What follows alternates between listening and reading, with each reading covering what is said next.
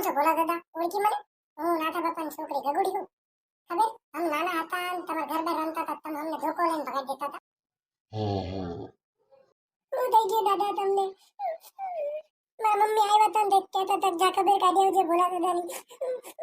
હવે તમારી ઉંમર થઈ ગઈ દાદા, તમારે હે ને લાકડી લઈને જ ફરાય. હું ખબર ગમે ત્યારે ચક્કર આવે, જો આ ચક્કર આવી જાય ને પેલા માથું ને બધું ફોડી નાખ્યું ને દાદા, લાકડી લઈને જ ફરાય. એટલે તમારે દીકરી મારા હારે છે ને મારા બાજુમાં રહે ને એ આમ જ પડ્યા હતા, એમને આવું જ વાગ્યું હતું, પણ એ તો ઉકળી ગયા હતા.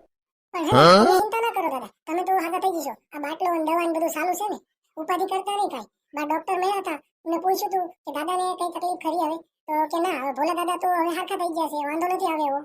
હા બેટા, ક્યાં દવા લેવા ગયો તો કાંઈ ઉપાધિ કરતો નહીં બેટા, કોઈ તકલીફ હોય તો કહેજે, દવાના પૈસા ખૂટે તોય કહેજે મારા દીકરા, બધાય ટેકો દેશે ભાઈ હો. હા બાકી કાંઈ ચિંતા કરતો નહીં, બસ બાપુજીનો એક ફોટો લઈ લેજે, બેહણું વેહણું થાય તો કામ આવે, બીજું કંઈ નહીં.